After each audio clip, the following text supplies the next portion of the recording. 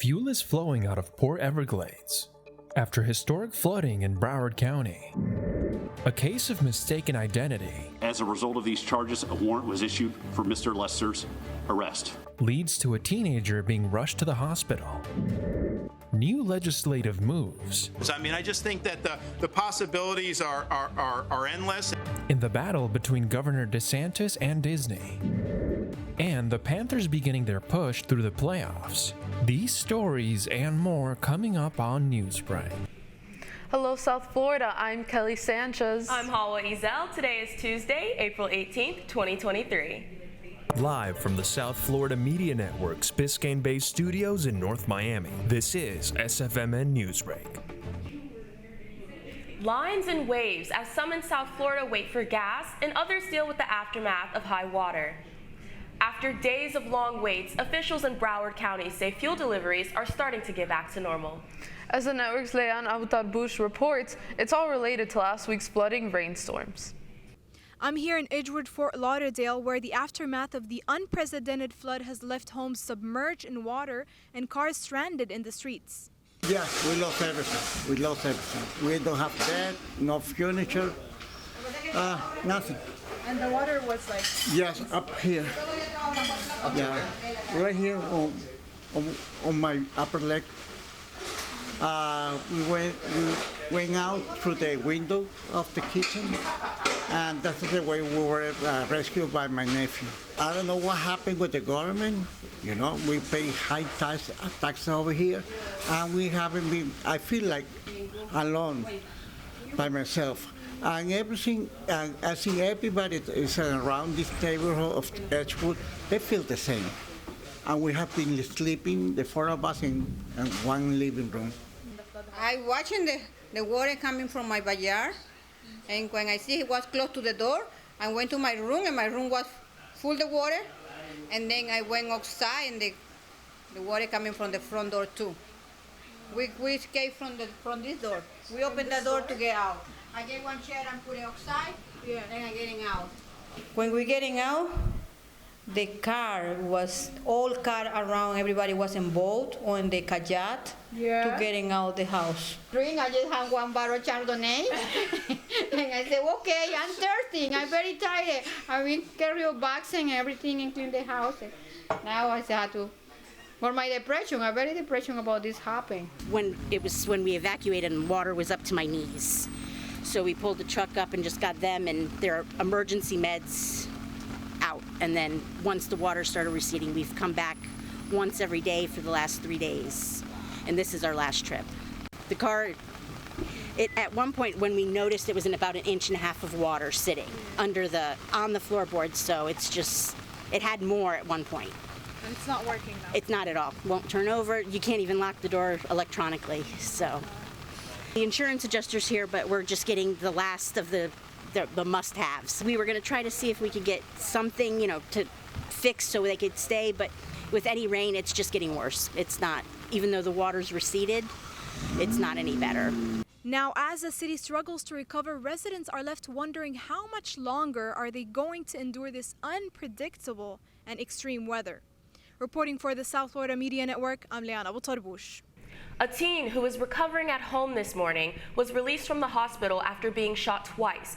As CNN Emily Schmitz reports, the only thing he did to put himself in danger was ring the doorbell at the wrong address. Justice for Ralph! One word, one Kansas City block. That's all Ralph Yarl reportedly missed when he intended to pick up his younger siblings at Northeast 115th Terrace Thursday. And he rang the doorbell at Northeast 115th Street instead. A momentary error with major consequences. He was a musician.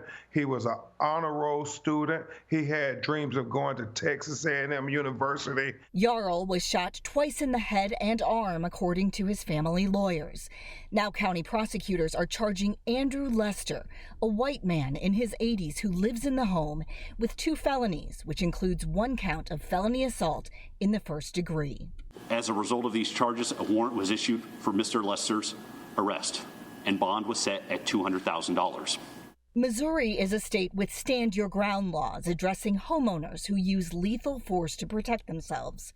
One of Jarl's lawyers argues that doesn't apply here. Because there has been no conversation, not from the suspect, not from the victim, and not from law enforcement, that Ralph Jarl at 16 years old ever posed a threat to this shooter. We understand how frustrating this has been, but I can assure you that the criminal justice system is working and will continue to work. I'm Emily Schmidt reporting. Florida's Republican-controlled legislature is fighting back in the war against Disney. According to Governor Ron DeSantis, the Republican-led state legislature will advance a bill allowing a state takeover of Disney-controlled land. Earlier this year, DeSantis tried to take control over a special tax district called the Reedy Creek Improvement District that gives Disney control over the land around it. The power was given back to Disney when the outgoing board members quietly stripped the incoming board members of its powers. The bill aims to nullify that, and the governor is looking for ideas on what to do with the land. Come to think of it, now people are like, well, what should we do with this land? And so, it's like, okay, people have said, maybe have maybe create a state park, maybe try to do more amusement parks. Someone even said, like, maybe you need another state prison. Who knows? I just think that the possibilities are endless. There is disagreement over whether the action by the outgoing board was proper or even legal. Increasing concerns this morning that political ideology could influence Supreme Court decisions, especially after the overturning of Roe v. Wade. In a special assignment report, the network's Natalie LaRoche-Pietri takes a closer look.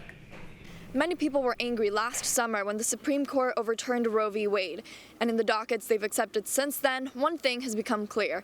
This court will not be shying away from tackling major political issues. From abortion to election law cases, the court is expressing interest in cases that dramatically alter long-standing precedents. In the 2021 term, the court made more conservative decisions than it had since 1931, according to a study by professors from Washington University in St. Louis and the University of Michigan. The justices have largely made decisions along ideological lines.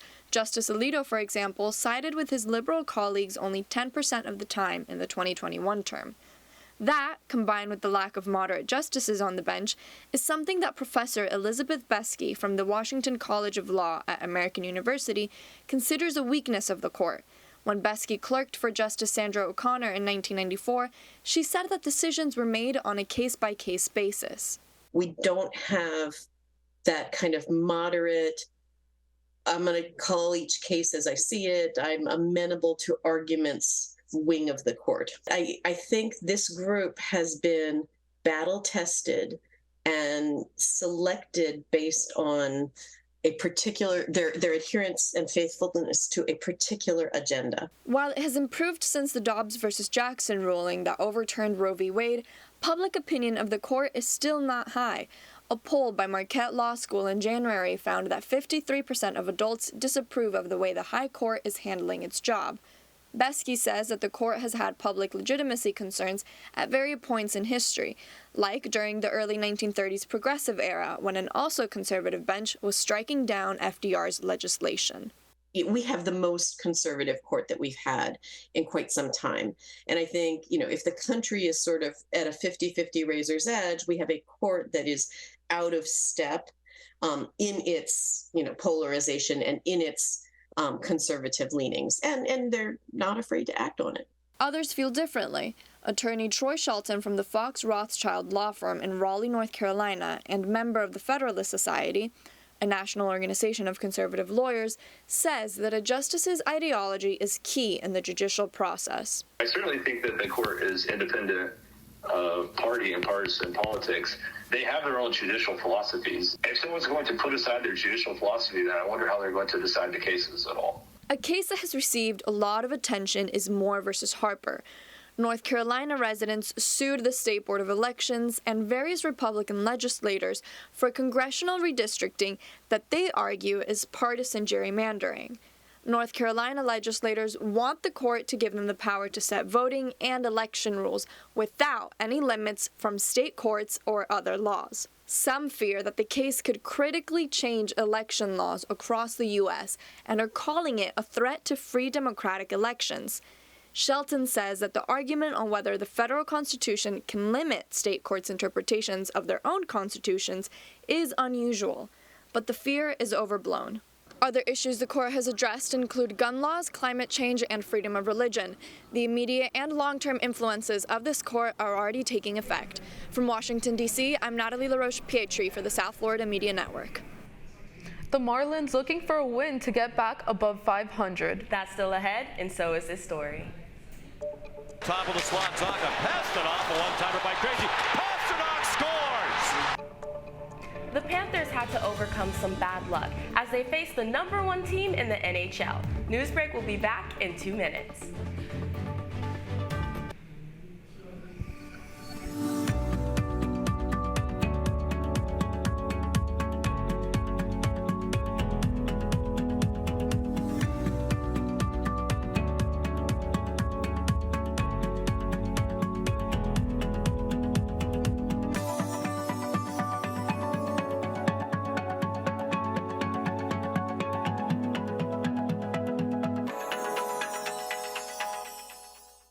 See us dream.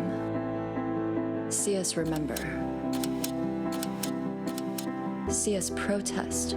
You matter. Your feelings matter. Your identity matters. Everything about who you are matters. See us fight back. See us rebuild. See us shatter stereotypes.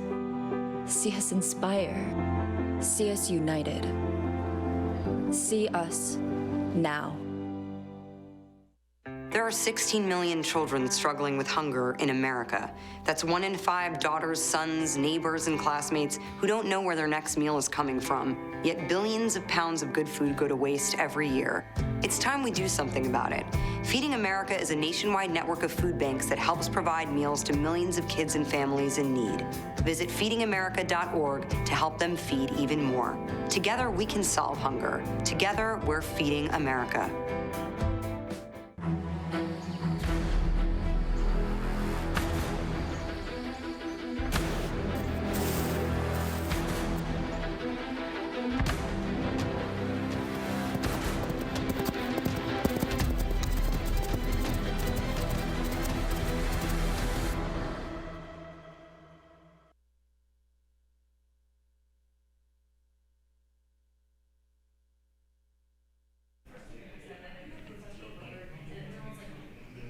Severe weather can strike anytime, anywhere, but there's a simple way to stay safe.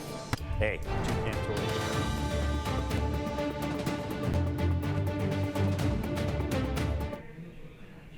The Panthers were looking for an opportunity last night as one of the key players for the Boston Bruins had to sit out Game 1 of the playoffs. The Florida Panthers looking to come back from a rough start in the playoffs against the Boston Bruins. The Cats didn't have as much luck playing the first seed being the 8th seed in their first game of the playoff series. The Bruins were the first to score with a goal in the first period and extended the lead by 2 in the second period. Then the Panthers' own Matthew Tkachuk responded with a goal of his own, and there was hope for a comeback. But with another Bruins goal in the third period, it was pretty much the nail in the coffin for the Cats. The final score was Panthers 1, Bruins 3. The Panthers will stay in Boston to play their second game of the series tomorrow at 7:30. On the diamond, the Marlins found their stride at home last night against San Francisco.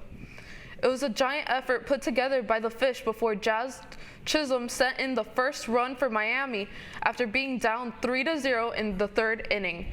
A home run and some extra runs helped the Marlins rally back to score their 9th win of the season. The Fish took care of business with a final score of Marlins 4, Giants 3. The Marlins in South Florida stay in South Florida for their second game against the San Francisco Giants tonight at 6:40 p.m. You're watching SFMN Newsbreak, and we're coming right back. Severe weather can strike anytime, anywhere, but there's a simple way to stay safe. Hey, Jim Cantori here. I stay safe in dangerous weather by planning ahead. You can stay safe too with a few easy steps. Build an inexpensive kit with supplies for your family's needs. Write down important information like phone numbers and medications. Always talk with your family and remember any pets in your planning. Be ready, be safe. Start your plan today at ready.gov/plan.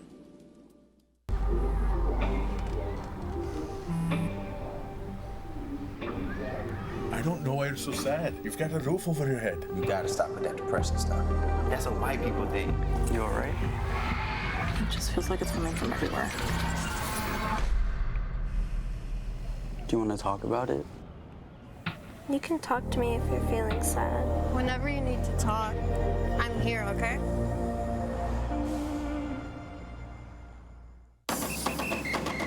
If you're buzzed and doing this,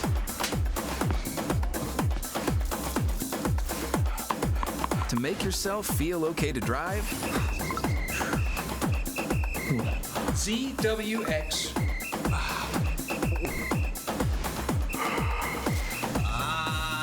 you're not okay to drive. YGKLVW. Regular you.